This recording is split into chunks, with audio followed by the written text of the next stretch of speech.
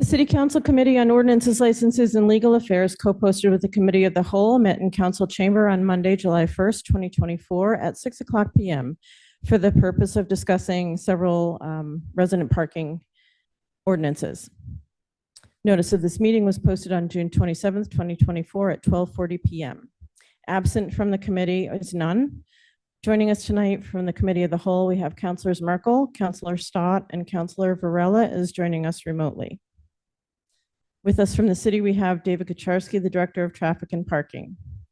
And we have three ordinances that we're looking at tonight. We have an ordinance to amend an ordinance relative to traffic, Chapter 42, Section 75, parking prohibitions, towing zones for resident permit parking. We have an ordinance to amend an ordinance relative to traffic, Chapter 42, Section 75A, parking prohibitions, towing zones, October resident permit parking. And we have an ordinance to amend an ordinance relative to traffic, Section 75A, Article V-A, reserved rooftop parking spaces for temporary pass holders.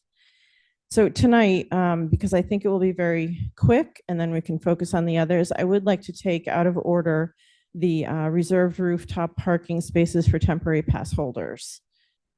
Mr. Kucharski, if you could lead us off on that. Sure. So currently in the Section 75A ordinance, it indicates that up to 176 parking spaces will be sectioned off on the roof as reserved spaces for temporary pass holders. This is open to any resident that lives in downtown residence that per either planning board or zoning board decision is required to buy an annual pass to the downtown garage. What we were hearing over the last few years is that those rooftop spaces weren't always being utilized. So this past year, we had enforcement go up to the roof various times a day throughout the month. And we had issued 104 of those rooftop permits, meaning we sectioned off 104 spaces. And at the maximum time that we saw it, it was maybe 35 spaces actually being utilized. For the most part, this was also during times when we were closing the garage because it was indicated we couldn't give those spaces away to others because they were intended for those that had purchased them. So working with the Traffic and Parking Commission, we recommended, and that's what's before you, is to change that language to say no more than 50 parking spaces will be sectioned off on the roof. Additional spaces may be reserved at the discretion of the Department of Transportation. Also want to note one small change as well. One of the properties that does have the right to buy these passes wasn't included in the ordinance, and we want to insert that to Derby Square, known as the Essex Street Lofts. So those are the two changes. Thank you. Any questions? Councilor Watson-Felt. Thank you, Chair Marcello. Mr. Kucharski, this question will not be a surprise for you, but it'll be good for the public to hear you answer it in a public meeting. So for folks that for whom this is new information, what often happens and what we've seen is that folks that do purchase the spaces take the first available space they find. So they'll take it at a lower level in the garage and then not utilize a designated space on the roof. So sometimes we get questions from folks who don't have these passes as to why that's allowed or why there's no further enforcement on folks that have designated spaces but are taking up public spaces. Can you speak to that a little bit? So when we issued those reserve spaces, we're not necessarily enforcing that, taking their license plate down, because that would require enforcement to go through every single space in the garage to see whether or not they're actually parking up on the roof as intended. So it's sort of an honor system. This is something that's afforded to them if they choose to do it. But again, we're seeing that their people are just not parking up there, and it is impacting the ability for us to have, maximize the use of the garage. So. Thank you for explaining that. Agreed. I think that we see this a lot also with folks that live throughout the downtown and have purchased spaces, which for folks that have asked in the past, why do you technically oversell resident spaces in the garage more than the spaces that you ever have available at one time? And it's because of exactly this same thing. So when folks are coming home from work, they'll often park on the street if it's after hours, or they'll pay the last hour of a meter and just walk home rather than walk all the way home from the garage. So we're seeing this not just in the designated spaces on the roof, but we're seeing it with permit passes to the garage year round. And I think it's an important message for folks to hear, because I know that I will receive a phone call the first time someone purchases a pass and they cannot find a spot, right? I know that they're going to say, you lowered the number and now there aren't enough and I can't find this parking spot that I paid for. And so or that I would have paid for, or you max it out at 50, or whatever the story is going to be. But I do think that it's important for the public to hear that the data has supported this lowering of this number because those spaces are not used. So it's a little bit use it or lose it, unfortunately. And we can always revisit this number and next year if we find that this cycle is just, if this number at 50 is just untenable for folks. But as with mixed feelings, mixed expectations around what I think I'm going to hear from residents in the downtown, I will support lowering this to 50, knowing full well that there is additional spaces available for at the discretion of the Director of Transportation, and that we can always revisit if necessary. Thanks. Any other questions? Any questions from the public? We have a few people joining us virtually. If anyone has any questions on this one specific topic of the reduced number of parking spaces allowed on the roof of the garage, please raise your hand. Okay. Seeing none, I will take a motion. Councilor Watson-Felt. Thank you, Chair. I motion that we return this to the council with a positive recommendation for first adoption. Councilor Harvey? Yeah.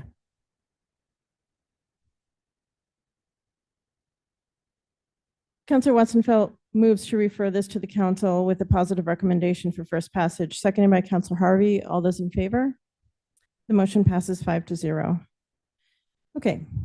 We are going to now move on to the resident permit parking. If you want to take both at the same time, or the October and the resident, as far as the system goes, they're going to be using the same system, but That's correct. let's focus on the resident first, I guess.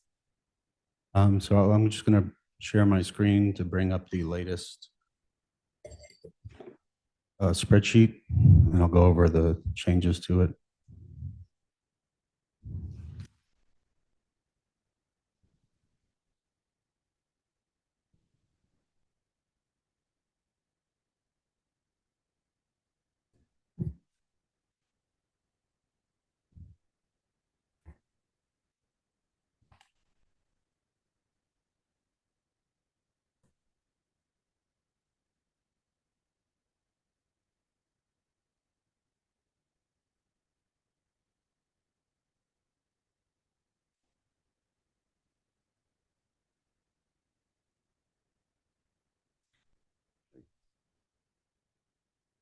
Can you zoom in a little bit on that, do you think?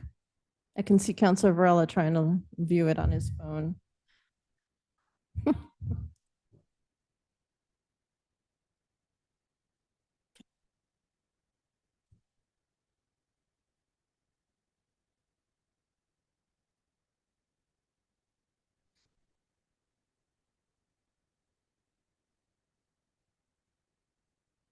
How's that? How's that? Okay.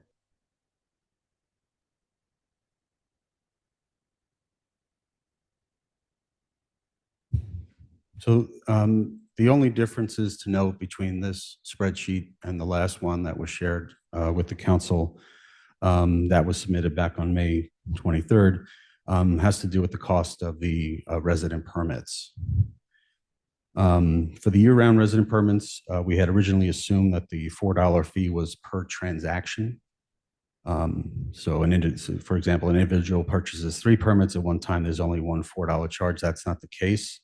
So the volume reflects the total number of year-round permits purchased over the last 12-month period. So it's $4 per permit. The other change to note has to do with the cost of October resident permits. In our discussions with Passport, we can treat those October permits more like a visitor permit, given it's only valid for a single month. And as such, the cost per permit is reduced to $1.75 per permit. Lastly, we were trying to account for a reduced seasonal permit for what would be the new Zone B, which is the Willows neighborhood. For the purposes of this, because I have yet to get a final word from the counselor as to what she and the residents want, we assumed that it would be half the cost, assuming that it would be in place for 6 months out of the year. So instead of a $20, it would be $10 and for each resident pass. The adjustments were also made to the visitor permit fees for the Willow residents as well. So with those adjustments, the estimated expenses stay at that $243,141.70 per year. Under Passport with the LPR technology, the projected increases are about $26,524.76, bringing it up to $269,660.46. The original price, when I submitted it on May 23rd, was $274,622.71. The current revenues are estimated at $45,565. If, again, the fees are left unchanged, revenues would remain overall the same, and the shortfall would increase to $224,146. If the fees are adopted as they've been recommended, revenues would increase to an estimated $145,420. Again, assuming the same volume of permits are purchased, this would reduce that shortfall to $124,246.46, which I will just span to the next page here. During the May 30th meeting, we did discuss whether parking ticket penalties associated with the permit parking could be increased. I think at the time the rationale was that the increased fee could offset the expenses incurred by the city to administer and enforce the program. However, as I stated, city staff don't agree with that assertion that the revenue from the tickets should be factored into the resident permit fees. And we believe the tickets and any associated fines are not guaranteed and should not be factored into the overall analysis. Between that meeting and today's meeting, the city solicitor had reached out to a representative at the Department of Revenue, and they indicated that ticketing violators, that amount should not be considered when we're looking at the permit fees as well. And I believe I've shared that with you, Counselor. Having said that, the discussion around penalties did make me recall the fact that my predecessor had conducted an analysis and put forward recommendations, not just related to the resident permit fees, but other parking fines. That was submitted to the council, but it was never taken up. So I have since resubmitted that. Under that particular ordinance amendment, it would raise the fee for the resident parking from $15 to $25. That assessment also looked at several other communities and the fines that those communities were charging as part of the assessment that was done prior to me starting with the city.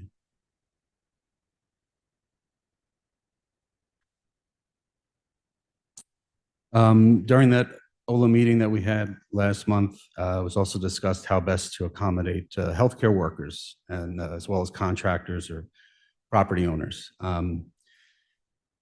So we gave it some thought, talked to staff, talked to Passport, and here's the sort of the recommendations we think.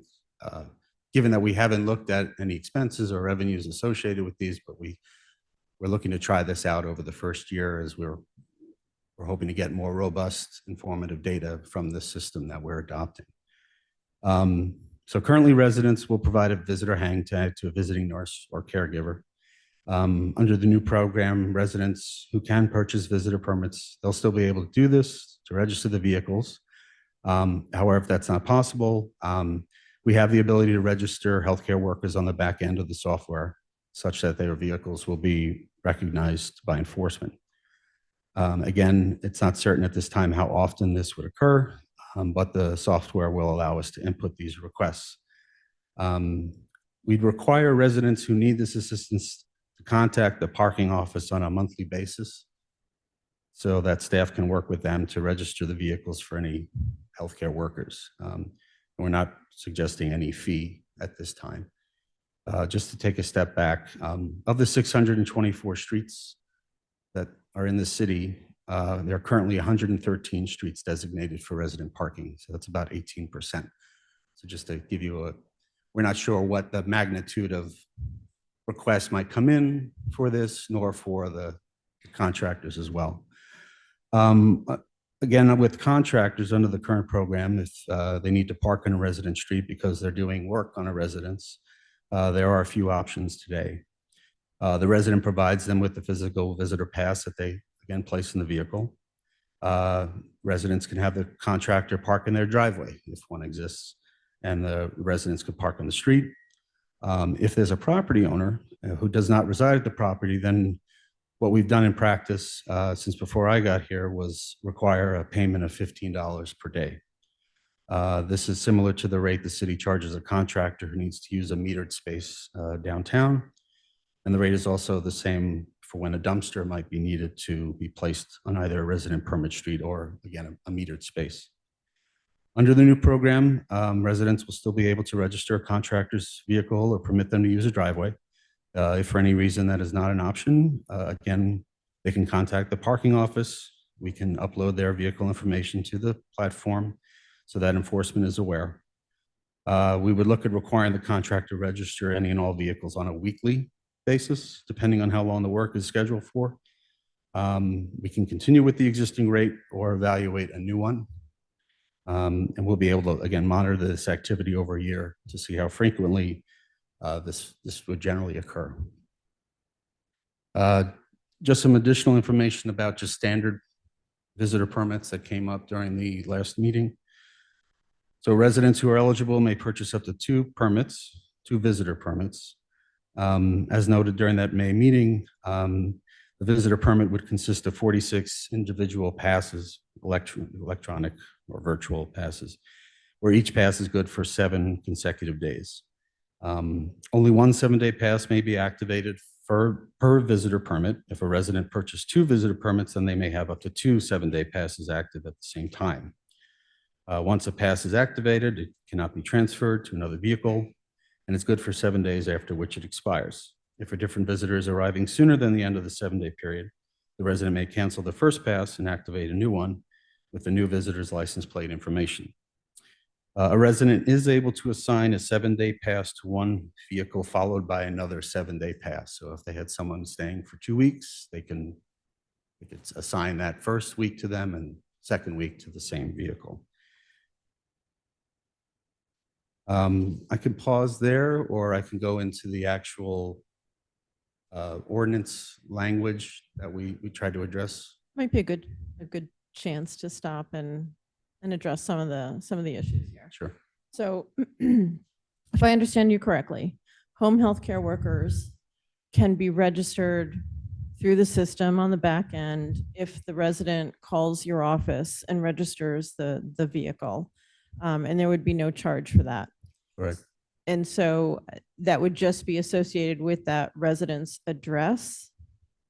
We'd have to have some proof of who the person works for, a company. It's similar to what we do in October when we have hospice workers who reach out to us. We actually, just some proof of who you are, who you work for, and if you're associated with a particular residence. Sometimes what we do is we find that there's one individual who might be serving multiple people, and that's why. And it's usually through a company that they work for. So we just get that information and we're able to issue them that physical pass. We'd be looking to do something similar. So that was my question. Can the company do that? Can the company call in and say, we have, Yes. five home healthcare workers going to these different addresses? And then they could, their car would be registered for several different addresses, whichever ones they're required to be at. I'd have to specifically know if they can jump from zone to zone. Yeah, So I mean, that's that- really critical because I would imagine that they're not coming for the entire day for one resident. They're kind of moving around, much like the healthcare workers in October that I've heard from, like they're just going from place to place. So, yeah, I'd have to confirm that. yeah. Okay. But it is something that the company can do. They just would need to provide the addresses that they're going to. Yes. Okay, perfect. I think that's good. All right. Anything else on the home health care before I jump to visitor parking? Counselor Watson-Felt. Thank you, Chair. If we were to move forward with this, what would the communication plan be to ensure that all of the residents know that this is the new process and that even the companies would know that this is the new process? So right now we have email addresses for the majority of the people who are current permit holders. And we've already pushed out information prior to July 1, letting them know about the change. So we'll be able to push out additional information to those residents. And moving forward, we're encouraging everyone, when you register, you create an account through the Passport portal, that we can push out additional information. Your permit's about to expire. We can even go so far as putting out for street closures, other information. So that's certainly something else we can share with them. And similar question, just with regards to building permits or anyone working with the city on that will need to be a worker in neighborhoods. Do they know that they need to get a $15 a day pass? Are they being given instruction from within the city processes that should direct them to you? We do have something on our webpage. It doesn't always work out that well. I mean, sometimes we get a call from a resident who sees a truck parked and we notify them of what they have to do. If there's a dumpster, it's usually that requires a building department permit. And in that system, we get notified as well if it's a resident permit street. Okay, I think that the new processes will just require like over communication, I think broadly, to not only residents, but to businesses, home health care workers, construction, all of that. Yeah, so anything we can do to make sure that we're sort of catching everybody, I think is a good idea. And just to make clear to everybody, the new online system began today for anyone who's signing up new for resident permit parking.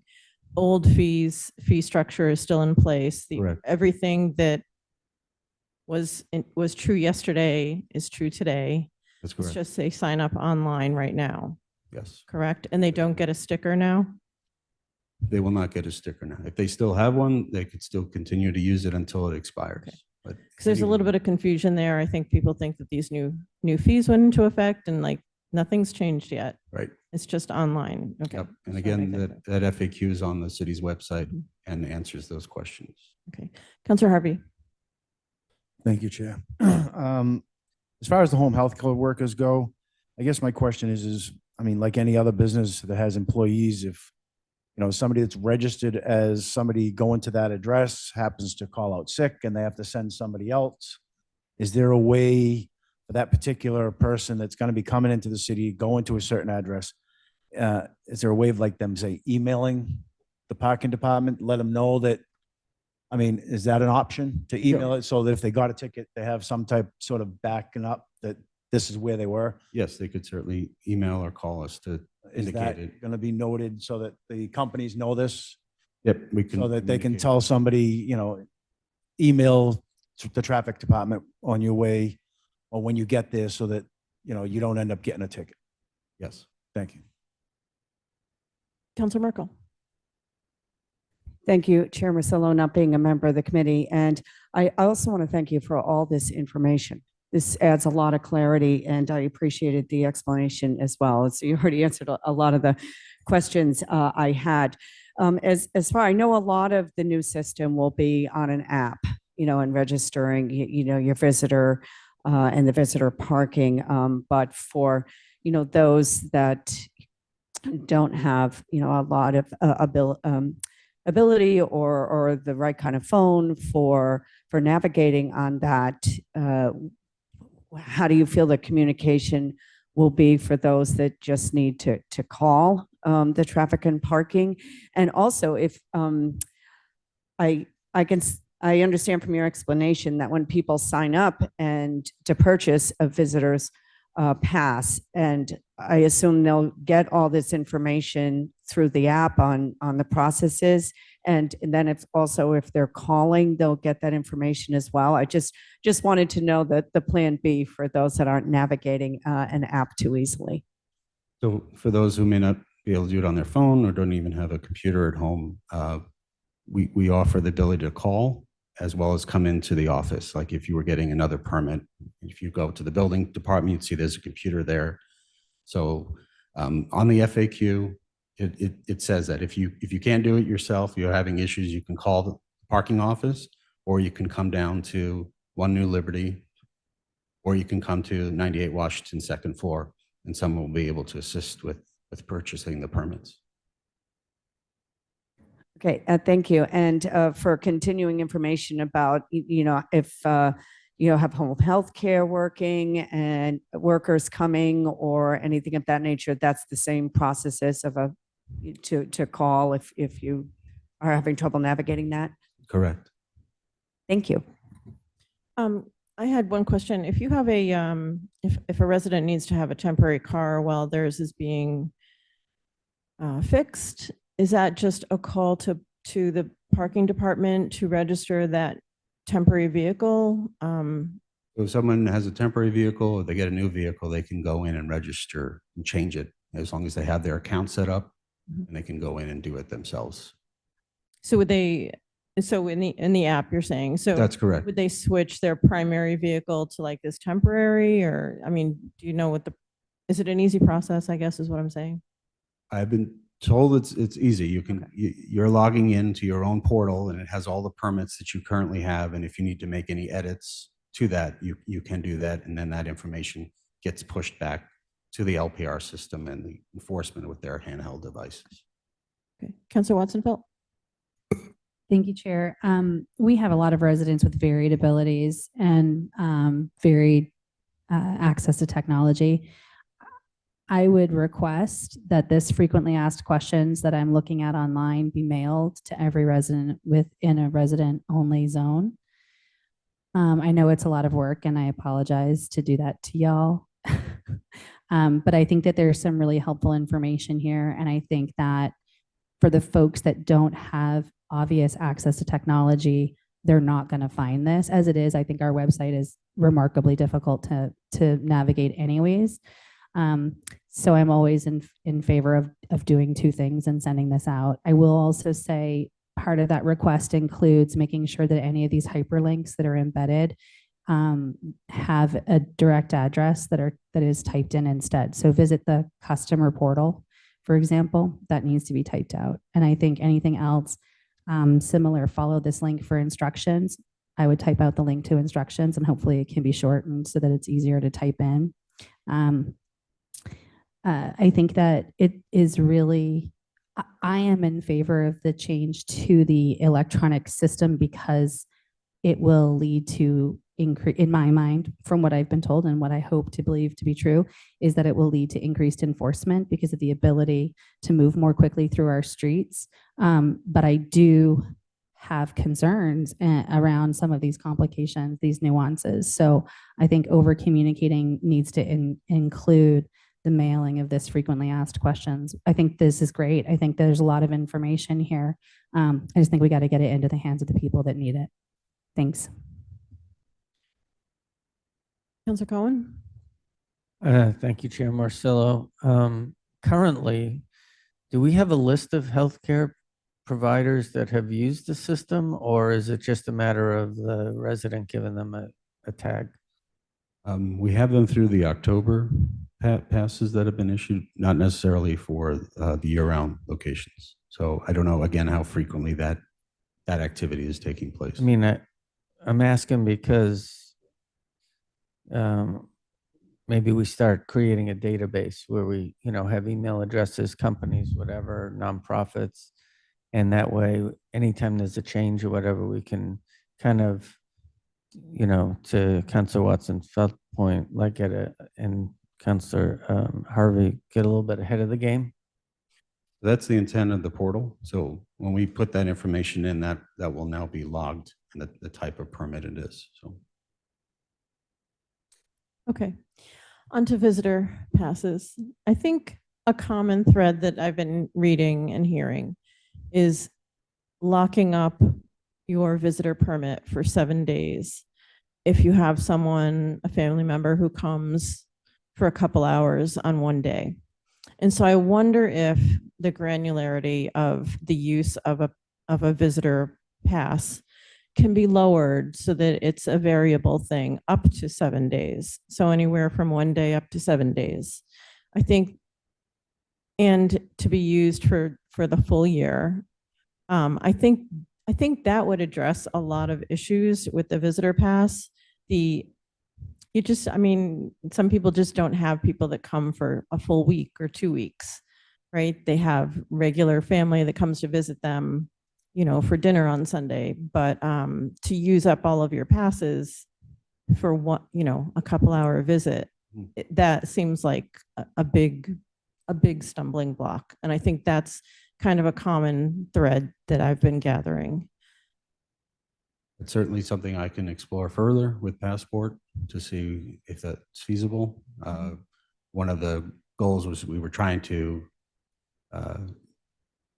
conform to what the ordinance was saying. Right now, I think it says 6 consecutive days for a visitor pass. We were trying to go for 7 and make it such that enforcement would have a sense of this person's on, the 3rd day or something of their visit. But that's certainly something I'll need to explore further.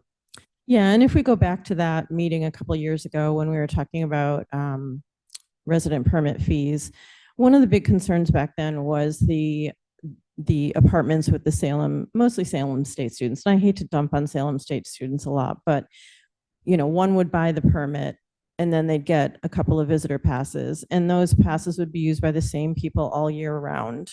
And so it was hard to track, who actually was living in certain buildings, whatever.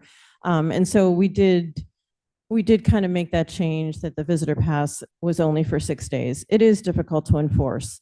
It's no longer difficult to enforce, right? So I get that part of it, but I do think that it doesn't address the shorter term visits that people have in their normal day-to-day life. So, Councilor Harvey. Thank you, Chair. In regards to what you were just talking about, if it's the Passport system, we have 4-hour max throughout the city in certain spots. So wouldn't that be similar to what Councilor Marcillo was talking about as far as maybe, giving it like a 4-hour increment if you really wanted to, if you went on the app, that particular pass? Slightly different because that's more for the mobile payment feature, the 4-hour. These are for actual permits where it's by license plate.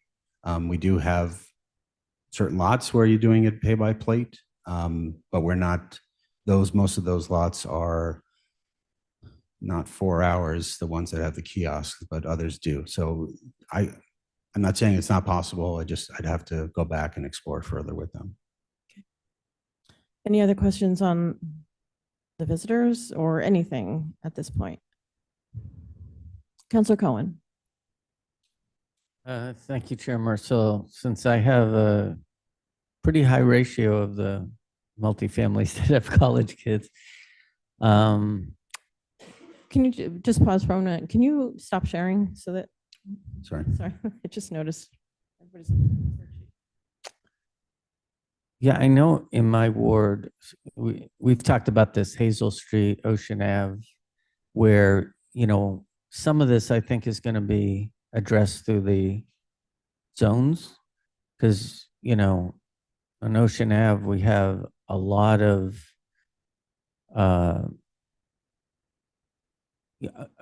many less passes are used than spots, and yet on Hazel, it's just the opposite. And so when the college kids were taking up a lot of the passes, they were using them for areas, and actually people couldn't park near their house. So it's kind of leading up to the next thing when we're talking about zones, but I know what you're talking about, Chair, when, if you just have someone who's visiting for a very short time, and maybe you don't even know that they're coming until like earlier that day, or, I'm on my way over there. I don't know what we can do on that. I mean, I think it's kind of like we've moved into a technology where, when you have the physical pass, you can just put it on the windshield. So, I mean, I'm for the system. I think it's going to make for much better enforcement. So in the long run, it's going to make for, really a lot more people who live in their zones to be able to park there. But I think that's a question that's really like more of a technology thing. Yep. We need to get an answer on the technology. Yep. Council Merkel. Thank you, Chair Marcelo, not being a member of the committee. I also I appreciate all the discussion about all the possible scenarios. And I just wanted to mention, I appreciate Dave's comment that it will take an effort to monitor over the first year or period of time to see how often the different scenarios occur. I think it's really going to be quite fluid, and I think it will be helpful to think this will be something that's revisited if we find there's a lot of feedback about, home health care workers, or that there are a lot of construction projects at people's homes, and we have more passes than can be accommodated, because we also want to be, realistic about, what parking is available. And I think keeping an open mind on that, it's something this new, that this is really important, because the biggest thing, at least I hear about, is enforcement, and this is a big step forward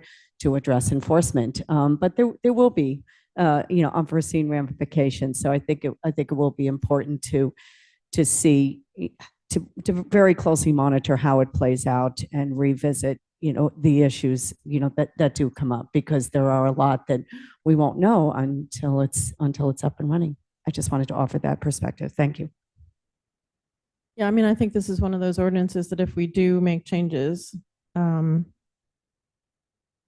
actually, even if we don't, with the new system, it would make sense for one of the counselors to put in an order to revisit this in 6 months or 12 months or whatever, to get a review of how this is going, how many people are registered, the whole issue with the construction workers and the home healthcare workers, visitor passes, all that. I think, it doesn't have to be hugely in depth, but just kind of figure out how much enforcement has been happening. What's the normal schedule on a day? How many tickets are coming out of that? Are we seeing a trend down now that it's being enforced? That sort of thing. So, but that's a separate. Councilor Harvey. Thank you, Chair. I guess I get a question in regards to, if this is an app-based process, is there a way, just say me being a contractor, if I'm in a specific zone and the zone's marked, that I could go on the app myself, and there would be an option it would say contractor or healthcare provider, and basically pay with my own card as if I was paying at a meter downtown, but it would just be in a resident parking area, and each zone would have a number where I would just punch it into the app and say, okay, I'm working at such and such an address. And, that way there, it's not, I mean, because my concern too would be exactly that. Somebody that needs home health aid, obviously they're not going to have, or not, I shouldn't say not, the majority of them aren't going to have the ability to get onto the website and fill out the information, or, even make a phone call, and them not knowing what healthcare provider, or even like Councilor Marcillo was saying, or excuse me, Mr. Cohen was saying, is that if all of a sudden my brother decides to pop up at my house, and, instead of me going into a visitor's, and me having to go and say, all right, I have a visitor, they just be able to punch in, I'm at this address, I'm visiting, and they pay a certain amount for the amount of time that they're there. I mean, is that an option, I guess? That's the question I'm asking. I think we could establish something like that, but I think for us, we'd want to have like certain firewalls, so we're not just having anyone do that all the time. I mean, the point of this is try to, I believe the part of the program is to try to provide the parking for the residents on these particular streets and neighborhoods. So for us, we'd have to figure out how best to regulate that. So it's not a common occurrence where someone's just, going in and paying. Again, I think the technology is there. I would just need to think more about how it's structured. Dinsmore? I guess, yeah, I mean, as far as a contractor goes, it has to be a commercial plate, home health aid, the company they work for, they just pop that in there so that, I mean, that type of information. Whereas if just some Joe Schmo pulls up, they don't have a commercial plate and they're not a licensed contractor or even that a licensed home health aid, then, even if they had to put their license number on the app or something to that effect, I'm just trying to make it easier for the residents and, make it a little more, like Councilor Marcillo was saying, be able to less time frame on a particular pass. Counselor Watson-Felt? Thank you. I was debating making my comment. I understand what Counselor Harvey is saying, and I really do want to make this as easy as possible for our residents. I just hesitate on anything that could be abused. And I hate to have to say it, but I think that there are folks out there that would do it. And I think that we need to figure out, like, I like the idea Counselor Harvey had just said, if there's a way to put their home health aid or construction license number, like whatever the case may be. But even still, there's got to be some validation that they need to be there from the person who's receiving it, whatever that validation process is. I wish that I didn't think that we needed all of these firewalls, as you call them, Director Kucharski, but I think we do. I've seen it 100 times, right? So that's too bad. But yeah, we got to make it accessible and usable, user-friendly for folks that need that usability. I think being able to communicate out to them that they can make a phone call is going to be a fantastic first step to make sure that those folks can be supported, outside of the app as well. Yeah, thanks. Any other questions? Any other questions on anything else in this resident ordinance? The resident parking, not the October, just the resident parking. Counselor Watson-Felt. Thank you, Chair. Just going back to the finances for a second, I want to make sure I'm super duper clear on what we're looking at here. We're currently, in our current state, running at a deficit. Right. And that deficit is $179,576.70. If nothing were to change.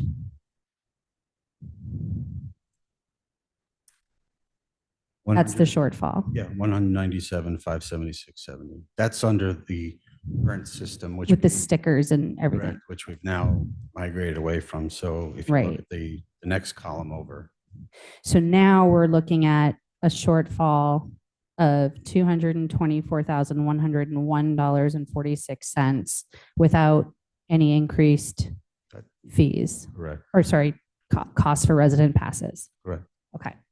And even still in the long run, we will be, if approved at the current rates, we will still be running at a shortfall of $124,246.46, Correct. which is actually less of a shortfall than the one we have been historically existing at. Yes. Okay.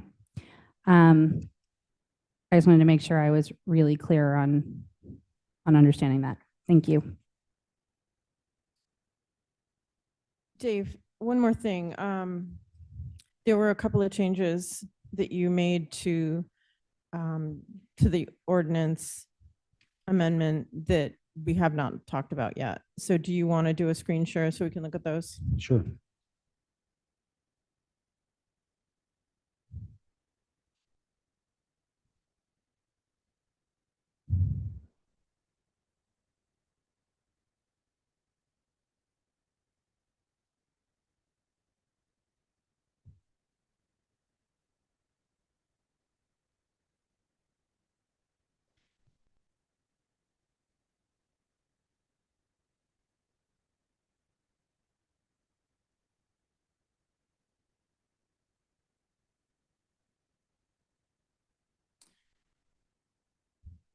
So this is the red line version that I shared with council back in May.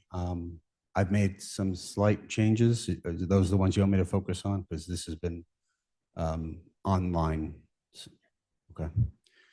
This is responding to a resident request to resolve some issues with the facts that it says. Let me just get to the section. Sorry.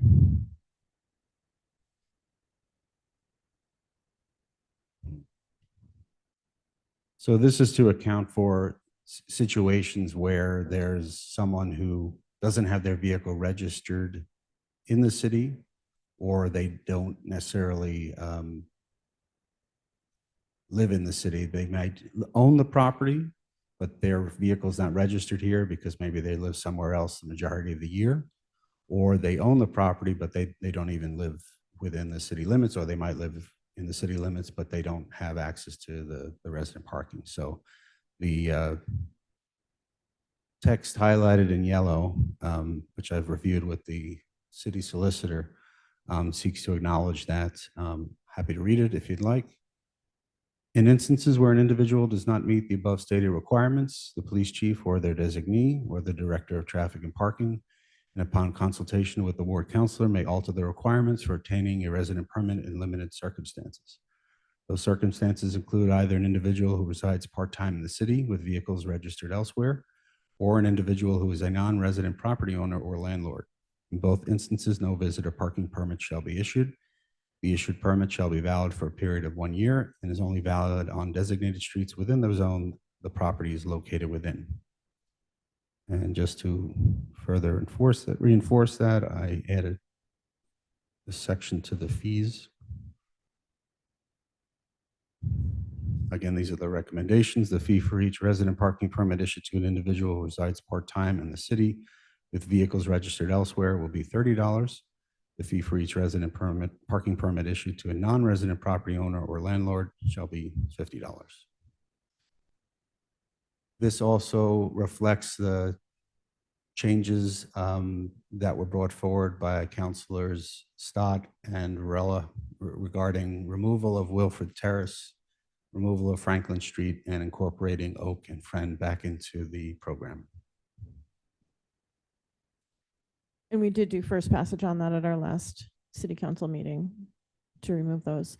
And we also, just to update everyone, we also did first passage on the new fees for enforcement, parking enforcement.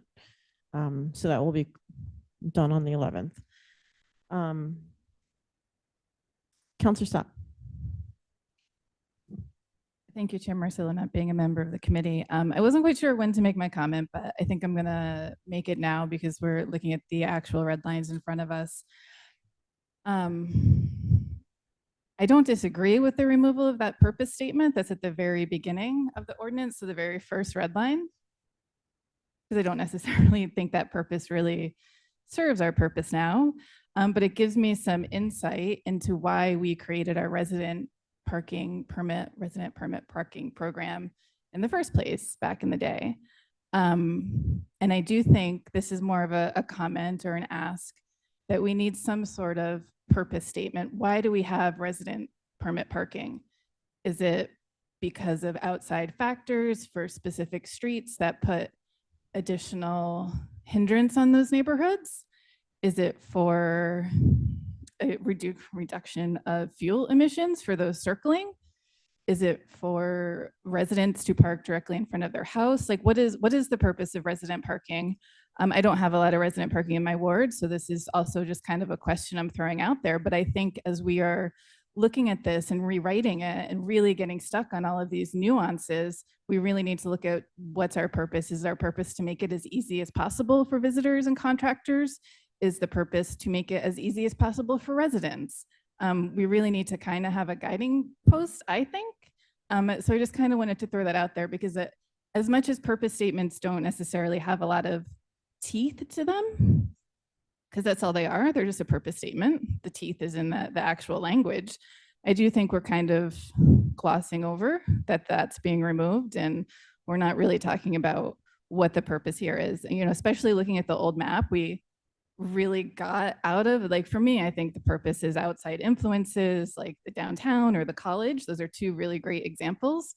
But at what point do we kind of rile that in? Because there are now, especially now, going to be all of these other outside factors, visitors and construction, home healthcare nurses, like additional fees that we really want to make sure that this is thoughtfully created.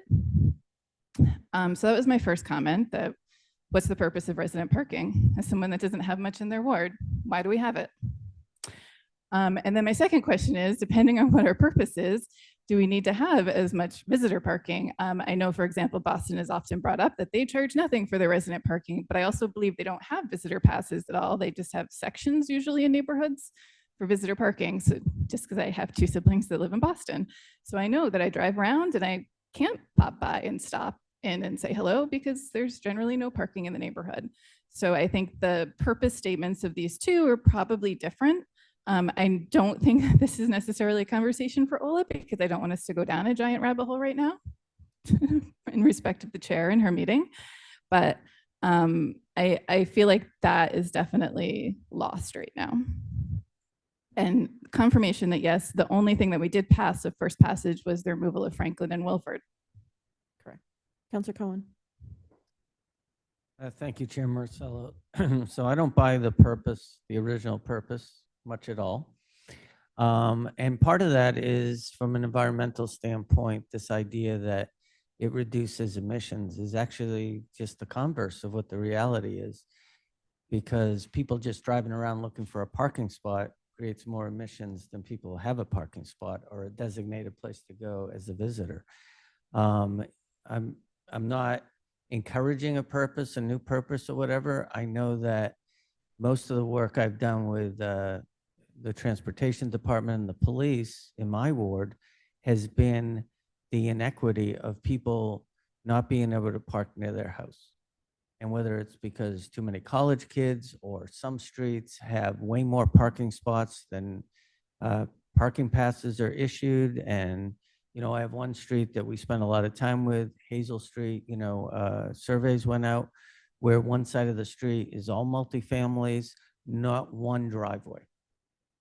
And we didn't have resident parking for the whole street. And people literally had to park 5 blocks away if they were working or going to school. So I'm not against the purpose. I just feel like there's so many variables.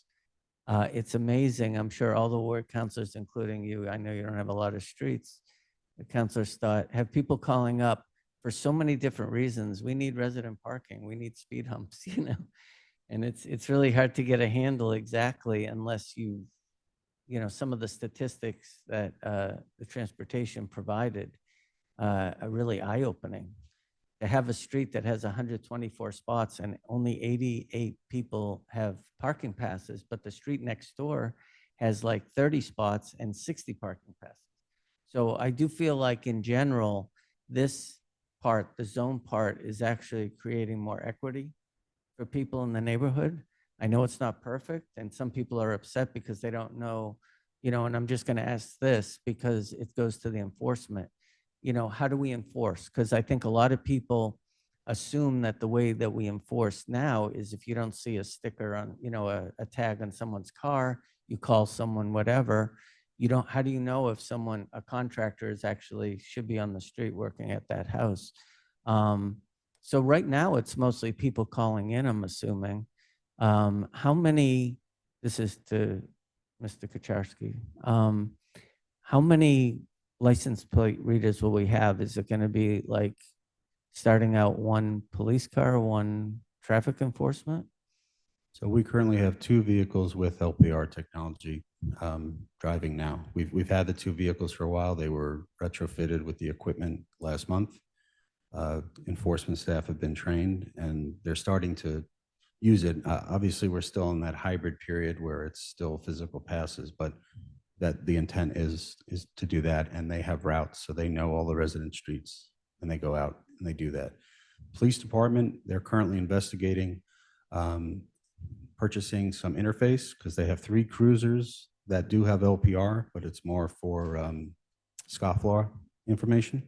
But they're looking at adding this on so that they too can do the LPR, as well as looking at purchasing printers so they can print out tickets as well. So I'm just imagining, because I think this is a really efficient way of doing this.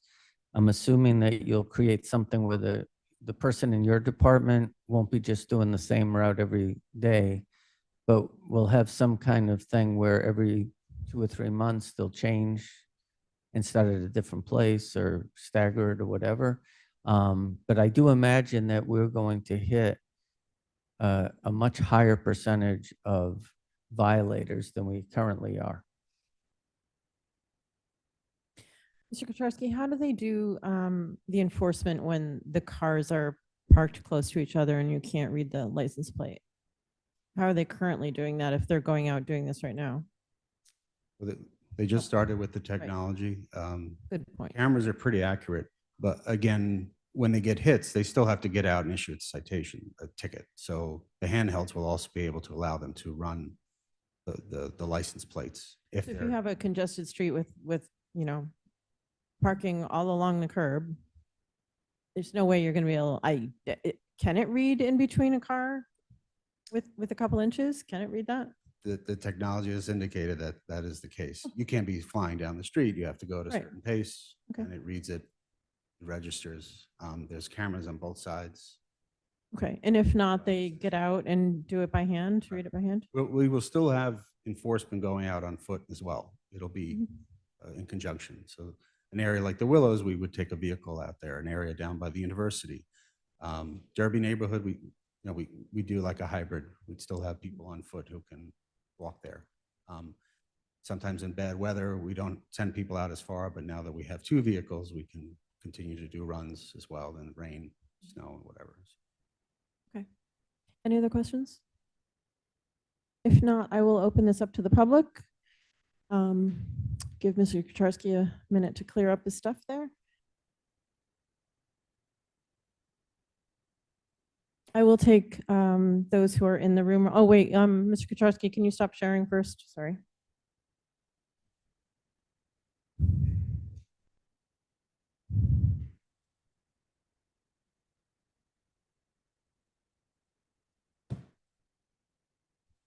Okay.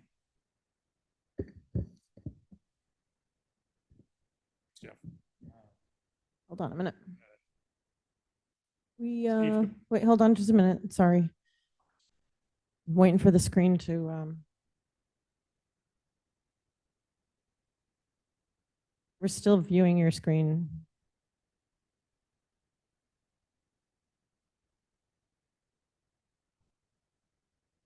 Oh, wait, I can actually, let me try this. There we go. I got it. I got it. Okay. We're ready to go. Thanks. Steve Kapantis, Wisteria Street, Salem, Mass.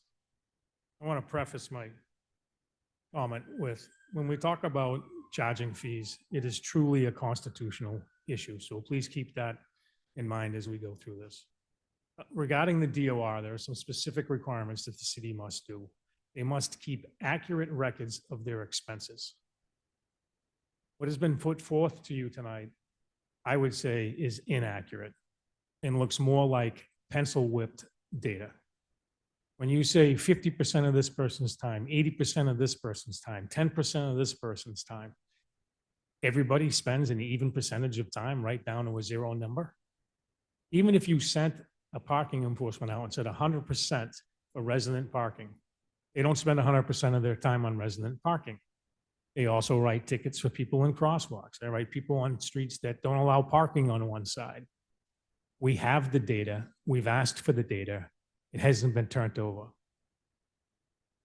They haven't provided any assumptions, any mathematical formulations on how they calculated that number. It's pencil whipped. It's somebody sitting in their office going, yeah, Harry spends X amount of hours. That's not accurate data. We need to be accurate before you make a decision. Second, let's talk about revenues. The DOR and there's case law in this is very specific that revenues also need to be included. So tonight we heard that the city solicitor reached out to the DOR and the DOR has informed us that they don't have to be included. Great. I'd like a copy of that. I think it's fair as a resident to ask. Let's have a written opinion from the DOR. Because when we get that information secondhand or third hand, like tonight, nobody knows what the city solicitor asked the DOR. Let's put it in writing. Let's make it part of the record. I would greatly appreciate that. Third, let's talk a little bit about LPR technology. Do you know how LPR is sold to cities and towns? It's sold on what's called an ROI, or a return on investment, because they are more efficient. They work faster than human beings. It makes sense, right? We've heard it tonight. I think it was Councilor Cohen that asked. We can assume we're going to generate more revenue by having an LPR. So here we are now. We're going to create more revenue off the backs of the residents. Just keep increasing the fines until it covers the number. Currently, the parking department runs a surplus of $3.5 million a year. Now this is going to increase. Why do the residents have to pay more in parking fees if we're just going to continually increase revenues? What we're paying is more than enough. I appreciate it, and I look forward to that letter from the DOR. Thank you.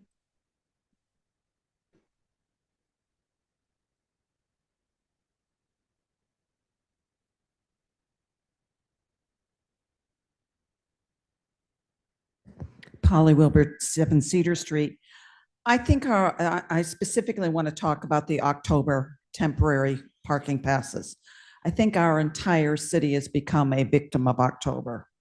And I'm concerned that we've lost sight of how we be of service to our residents, as opposed to causing them to jump through hoops through things that should be offered to them as a service.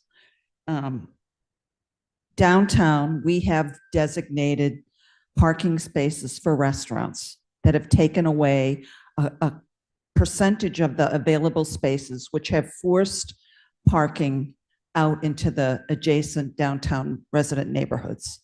I live in one of those neighborhoods.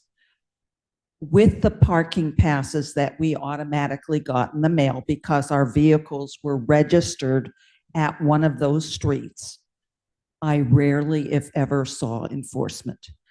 The only way we would get enforcement was eyes on the street and calling the police. And that includes egregious parking offenses like completely blocking driveways, shocking things that you would never expect to see happen in October. People will do anything they can to avoid paying parking, whether it's $20, $40, or $50. I'm concerned that one of the additional amounts that we're not looking at here, Mr. Kapantis talks about the parking fees that we already garner. What about our excise taxes? Last time I looked, we had over 30,000 vehicles and rising registered on the streets of Salem. And every one of those vehicles has an address attached to it already known to the city. I get a bill. I pay it. Why are we not just covering those people? Why do they have to jump through hoops? You know, I live and have a vehicle on a street that is deserving of temporary restricted parking in October. And yet I'm expected to go online and register my vehicle to get a permit that in the past has come to me. And I consider that part of the benefit of my paying an excise tax on my vehicle. I'm concerned about elderly neighbors in the dense downtown adjacent neighborhoods where I live who don't speak English, many of whom don't have an understanding of how to go online and do things. Maybe they only have a smartphone and they're struggling with what they're trying to do today. It just doesn't seem to me that it seems to me because of October, we have flipped a switch Everybody has to now ask for things because we're inundated by millions of visitors who don't want to pay to park or don't want to not come here without their vehicle. And it just seems to me that this is egregiously unfair to Salem residents who should be getting service from this council. Thank you. Thank you.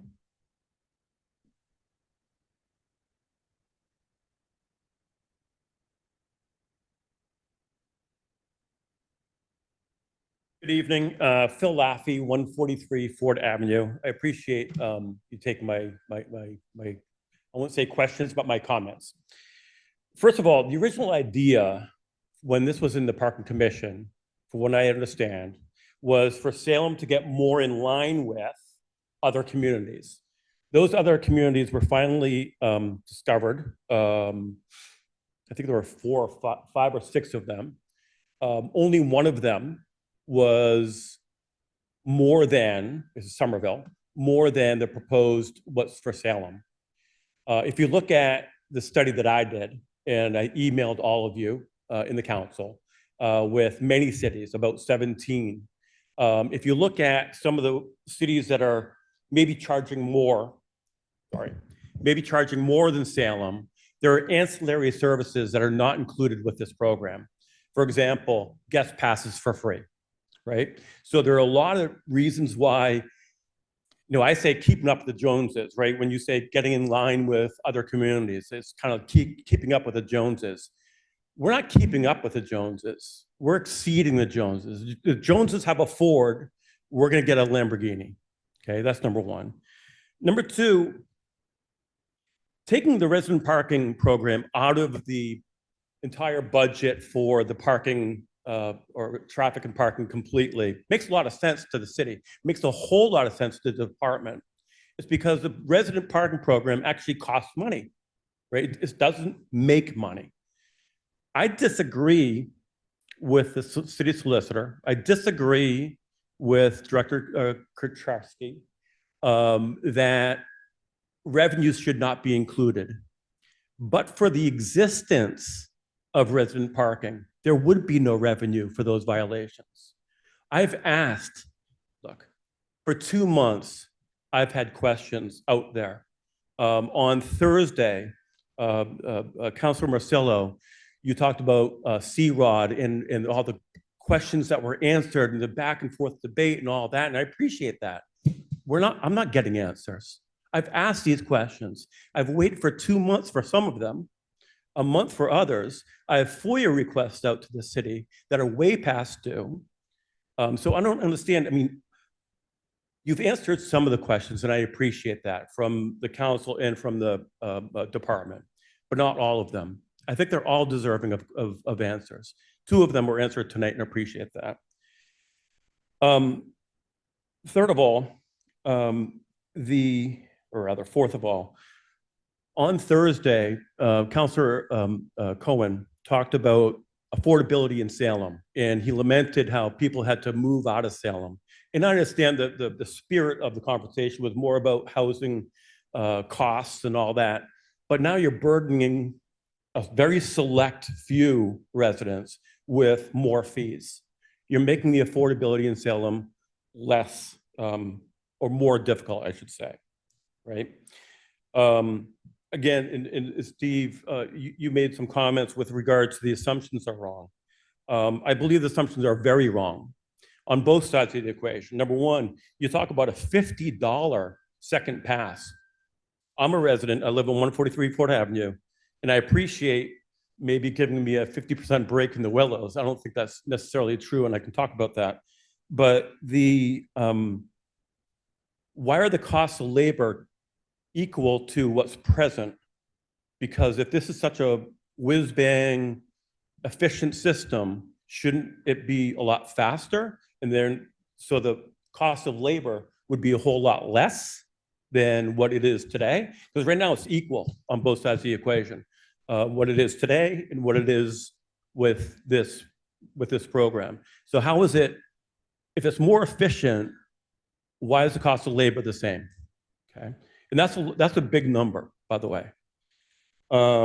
Number 6, and you may not like this point too much, but why are full-time residents subsidizing October residents? The city is charged money for October permits through the passport system. I, as a full-time resident, have to subsidize that. I have to subsidize about $25,000 of that cost. There's $19,000 in police detail. There's another $6,000 in the guest passes for October alone at $1.75 a piece. Now, those are new numbers, so my numbers might be a little off. This whole program, this whole idea seems a little ready, shoot, aim, right? So here's what we want to do. We want to raise fees. We want more money for the city of Till. So how are we going to do it? Well, we'll do it this way, and then we'll figure out the details. I don't think this has been thought out that well, and I know you're thinking it out, and I appreciate that. And I just hope nothing gets approved tonight until a lot more questions have been answered and more thought has been put into it. I would like to know about the Willows. Councillor Girzilo talked about, only half a year. I live on Ford Avenue. I have a resident parking full year, so I'm not quite sure how that would work for me. Do I only have to pay 50%? Are my guest passes 50%? Like, I think there's more questions that need answers.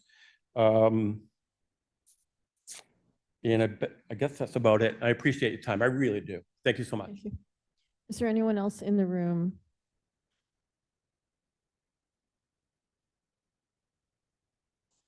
Justin Whittier, 10 River Street. I want to associate myself with the comments that have been made before, which I think are very good and on point. I hope that you will read the FESNA letter, the Federal Street Neighborhood Association Board letter, which was sent to you today on these topics. But since we've learned those letters are not closely read, I want to raise several points here tonight.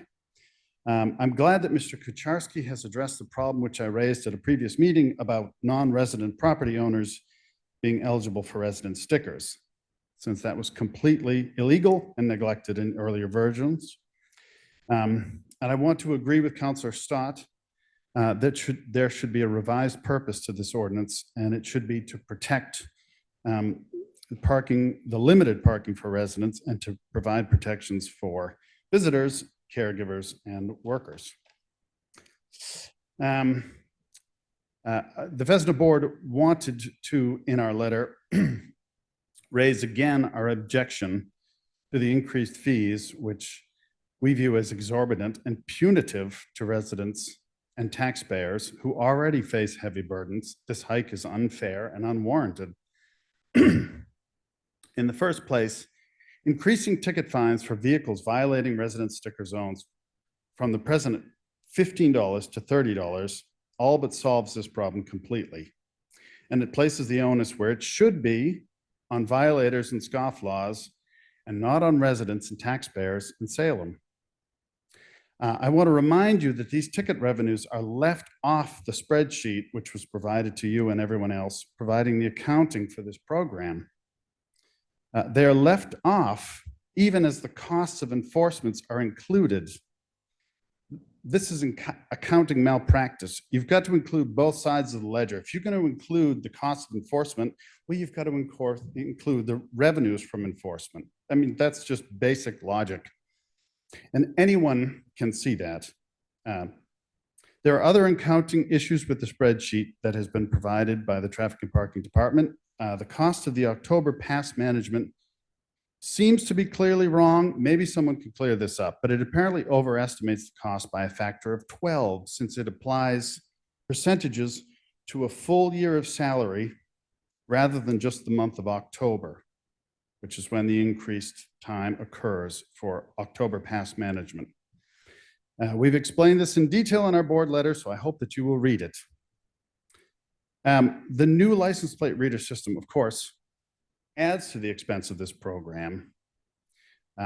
So without the added expense of that program, we wouldn't be looking at the need for higher fees for all of this. a higher ticket fee would in fact create a surplus. But that's where we're at. So I would encourage you to consider other options, including a small fee for October resident passes, which at present are meant to be completely free. And in summary, just to dig into all of these numbers and to find the actual costs and revenues and to make your decisions based on that and an equitable share of costs and burdens. Thank you very much. Thank you. Anyone else in the room that would like to make a comment? Okay. We are going to go to one person in Zoom land. Mr. Femino, if you want to unmute yourself, you can speak. Good evening and Hold on a minute, hold on. hello. Okay, go ahead. Yeah, John Femino, 90 Margin Street, Salem. Councilor Marcelo is my ward counselor. I had sent her over the last couple of weeks or months, I've sent her a couple emails regarding this topic, and she did touch upon one, which was the short-term visitors. For example, my friend shows up unannounced and he needs a place to park. What do? I give him my temporary pass because I have a resident sticker resident parking in front of my house. Makes sense, it works. I can't predict who's gonna show up, it's to regulate my life or it just seems ridiculous that I have to report to the city when I'm having a visitor. And if I have 2 visitors, I have to get 2 passes. I can only use them twice and they have to be 7 days. That isn't realistic. I don't have people staying at my property for 7 days. I might have someone visit once a month or once every 2 weeks or once a week, and they might stay a few hours. So that visitor pass for resident parking just doesn't work for me. I don't know how, if I use it twice, that means I can't have any more visitors park in front of my house for the rest of the year. It seems really ridiculous. Those notes or emails I sent, I did forward them to the members of this committee, and I didn't hear anyone acknowledge that they received them. But anyway, as some of these other people made very good points that are there at the meeting, the visitors need to be paying some of these costs for these parking fees. Why do the residents always have to absorb what the visitors to the city create? They create the problems, but the residents have to absorb the cost of that. As the last gentleman said, there is definitely revenue in the enforcement, and it's not shown in that spreadsheet. That's absolutely true. If they're enforcing, that means they're giving tickets and the city's making money off that. Why isn't that shown?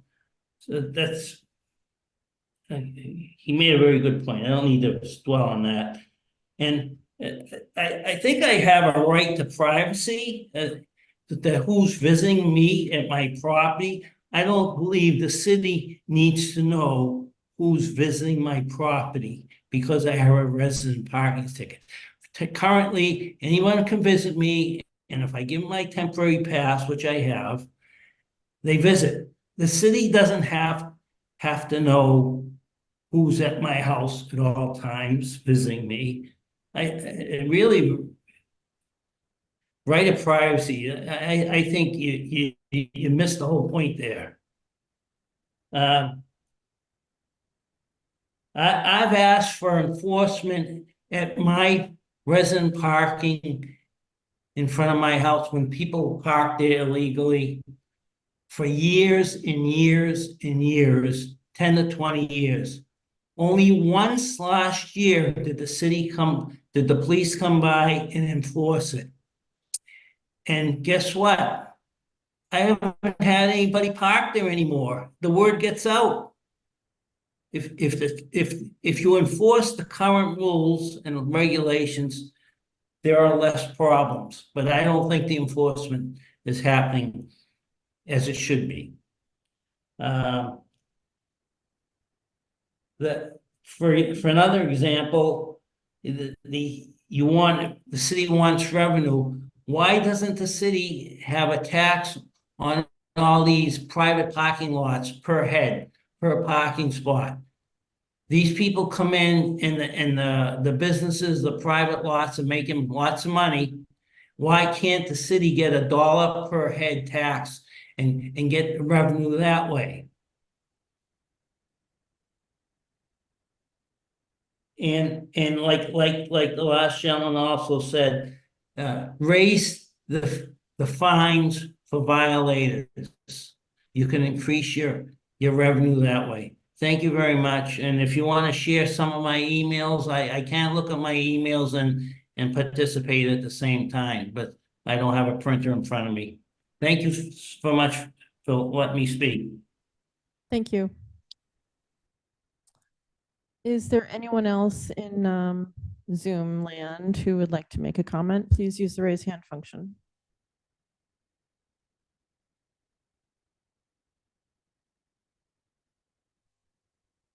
Okay.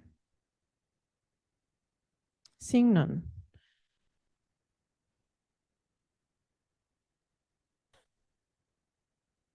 All right. Back in the room now. Where do we want to go with this? Counselor Harvey?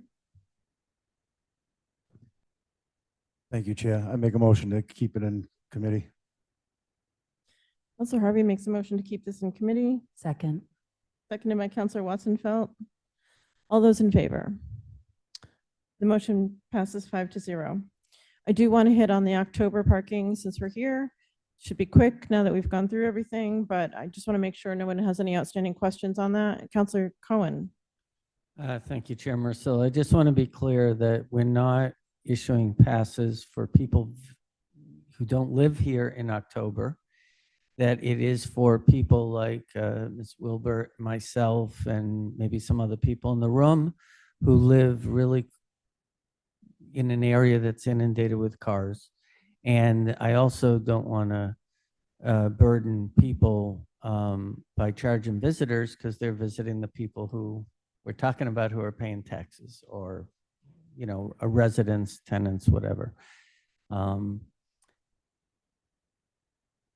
you clarify that? One of the comments was, why aren't we charging visitors for the passes?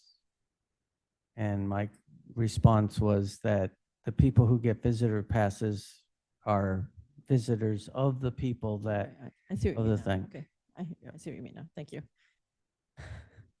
Okay, so Mr. Kucharski, I think we did go over this. There haven't been any changes to the October resident parking, correct? That's correct. We're still suggesting that for residents, it be free. But the ordinance still allows for them to request one visitor pass. We're suggesting if they request that, it be a $30 fee. And we also added for offices that may be on these streets or again, hospice workers, others, they could work with the city and it'd be a $2 fee for the month to park. That would provide them access to all the October streets throughout the month of October. So you're suggesting that we charge home healthcare workers during October? That was part of it. It would be looped in. So if a dentist office or any doctor's office happens to be on a street that is designated October, we would ask that it be a $2 fee for each vehicle registered. Same for health aid workers, companies that were calling us. If you choose to change that, that's certainly within your authority. Councilor Harvey. So let me just clarify this. It's a question, not clarification. So basically, businesses that already operate within our city and home healthcare operators that come into our city to take care of our elderly, just because it's the month of October, we want to charge them a fee? Is that where this is going? That was what we're suggesting, again, to help the city cover the cost of that registration. But that was before we had the discussion about health aides in general. So again, if you're looking to remove that fee for both doctors' offices, you could certainly strike that. Counselor Harvey? I make a motion to keep this in the committee and get some more information on that also. Okay. If you can talk a little bit more about a doctor's office or a dentist's office that's within this October parking, can you talk about how do patients, like if they're parking, if it is a street parking type situation, how does a patient register their car to use that spot? Well, we have been issuing the permits to the employees, and most of these are downtown areas where typically they would park either metered spaces. Just to point out, the October resident streets during the week only go into effect at 5 p.m. So during the day, anyone can park on these streets. That's a good point. And weekends, Saturdays, it starts at 12, and Sunday, it starts at 12. So they're not 24/7 streets. Counselor Harvey? Okay, so you just clarified. So during business hours, normal business hours within the city, it doesn't take effect. Correct. Technically after 5 o'clock for nighttime, Right. or, okay. But even with that, we still get those businesses asking for those passes. That's based on the data that over the last few years, as more and more October streets have been requested, it is impacting other businesses that operate, not retail or anything of that nature, more for doctors, offices, dentists. Going back to what Councilor Phelps said earlier, abuse. I mean, I'm sure there's businesses in the downtown area say, hey, I'm going to get this pass and hand it off to a buddy of mine so he can park here in October instead of having to pay $50 to park. So that, now it's a little more understandable. So yeah, with the physical passes, we'd always write the license plate number on it of the vehicle that was, but if we're doing it electronically, again, it'd have to be license plate based. Yeah, I think for consistency, I am leaning towards not charging home healthcare workers. I think that their job is tough enough, especially during that tourist season, to find parking anywhere. And it's their job. They have to do it. I mean, I understand the $2, but I think we can, it should be across the board. It's only fair. Counselor Cohen? Thank you, Chair Marcillo. I echo that. I think, I mean, I'm actually ready to pass this part. I would make it no charge for healthcare providers, but up to the committee. Counselor Davis? Thank you, Chair.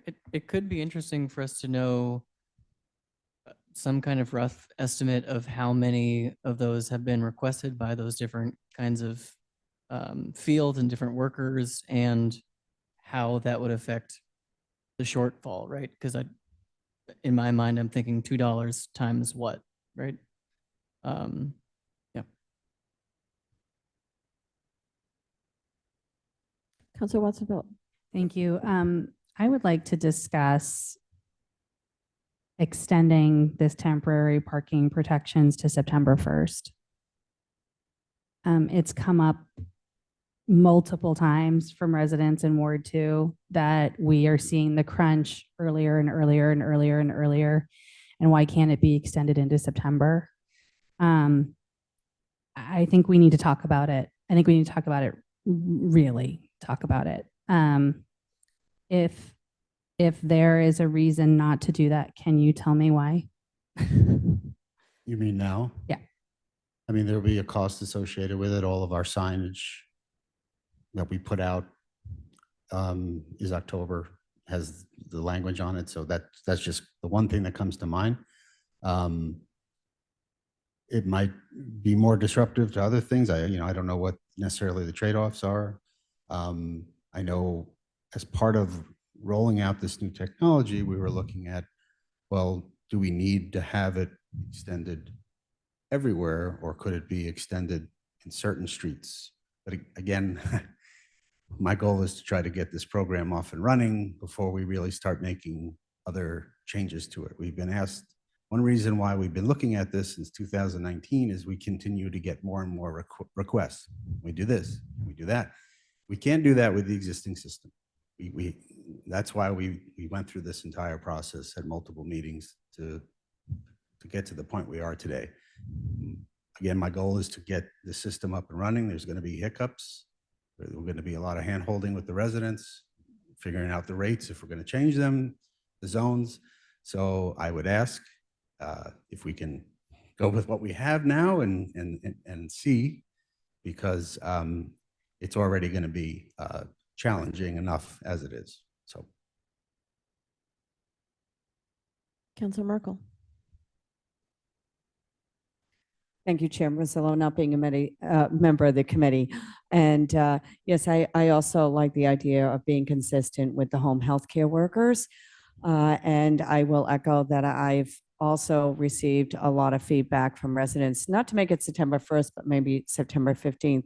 But I also want to Mr. Kaczorowski's point, reiterate what I said earlier, that there will be a lot of unknowns. And this is, in regards to October, so I didn't know if maybe an amendment might be possible as opposed to keeping it in committee, just for the timeline of meetings, and October comes very quickly each year.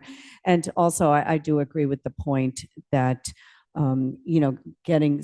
we could look at all the possible scenarios endlessly, but it is important also to get a system in place that will make things more efficient, the plate readers, and then examine it closely, what issues come up and what changes can be made. But I hear your point and agree with it. Thank you. So the October parking has one visitor permit that's allowed for $30. I would ask that if we include the more granular approach where you can do it one day at a time, this same thing. I don't remember what you said about how this would be used, the visitor parking here. in this instance, it would just be good for the month.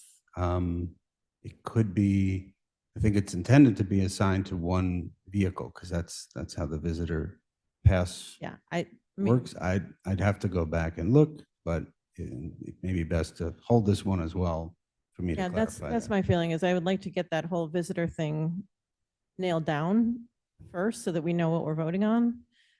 That's my personal opinion. And but so there was a motion on the floor to keep this in committee. I believe you made that motion. And I know you are ready to vote it out. Is there any more discussion on that, on keeping it in committee? Councilor Watson-Felt. Yeah, I would support keeping it in committee. I think we need to have a better understanding around what the technology is able to do with regards to visitor passes. And I'd also, I'd like to talk a little bit more about what streets in the heart of the downtown we think we can, or not the heart of the downtown, but which streets we think maybe could have an extension that we could pilot.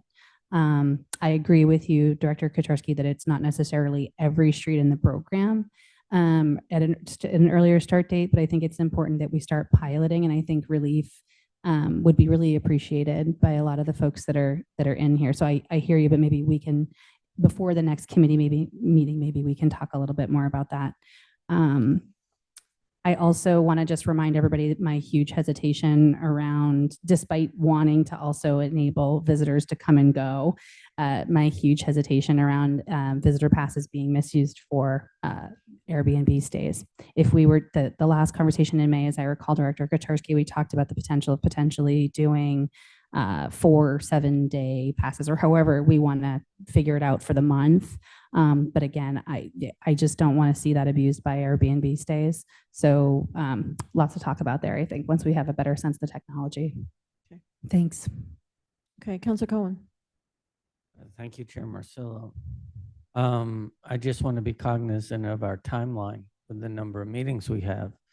So I also want to mention that, for I have a lot of streets that are included in the October parking, and many of them would be encumbered by September, by extending it to September, because, it's a different program.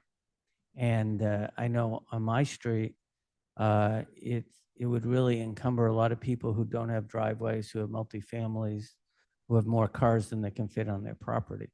So, yeah, I'm fine with keeping it in committee, but I just want the committee to understand that we only have a couple more meetings before October. We're going So- to do the best we can here. I understand that So completely. I'll second the keeping it in committee. Okay, I think Counselor Watson felt. Did you have something else, Counselor Harvey?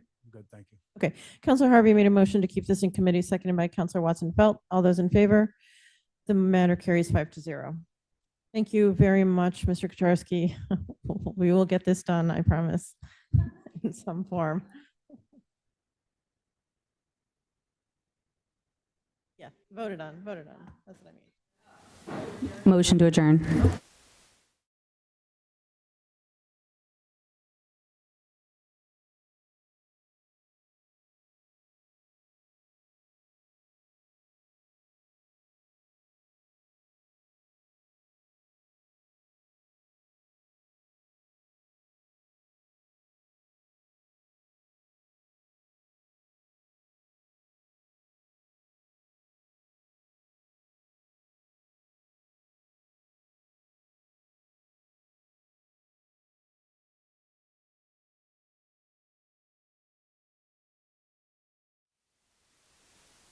Thank you. Okay, one more motion. Motion to adjourn. Thank you, Counselor Watson Felt motions to adjourn. All those in favor? The matter carries. Thank you, everyone.